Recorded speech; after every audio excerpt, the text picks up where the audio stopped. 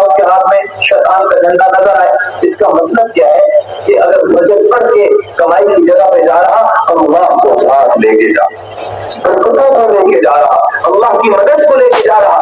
اگر بجٹ چھوڑ کے جا رہا شیطان کو, نحوست کو, بے برکتی کو ساتھ لے کے جا رہا. اس لیے گھر کے 10 کما رہے تو بھی ہائے ہائے کچھ پہلے 1 کماتا تھا سارے کھاتے تھے, 10 کما رہے پھر بھی مولانا صاحب مالی ٹینشن, مالی مسئلہ. میرے محترم بھائی دوستوں, گھروں سے نماز ہے اور ہمارے ذمہ صرف اپنی نماز ہے یہ ساری امت کو نماز پہ لانا ہے.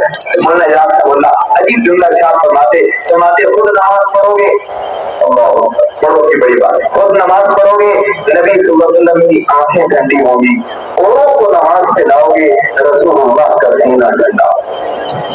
تو کیا خیال ہے, نیت فرماتے ہیں کہ انشاءاللہ 100% مجمع کو نماز پہ لانا ہے, 100% نمازی بنانے کی کون کو نیت کرنا ہے, 100% نماز کی دعوت دینے کی.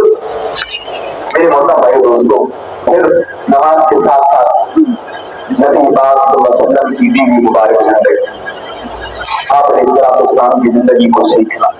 میرے محترم بھائی دوستوں, ان کے بغیر بسا اوقات انسان اپنی سمجھ میں درست کر رہا ہوگا لیکن وہ شریعت سے ہٹ کے, سنت سے ہٹ کے کرے گا. اور علماء لکھتے ہیں 3 مہریں جب تک عمل پہ نہیں لگیں گی عمل نہیں بنے گا.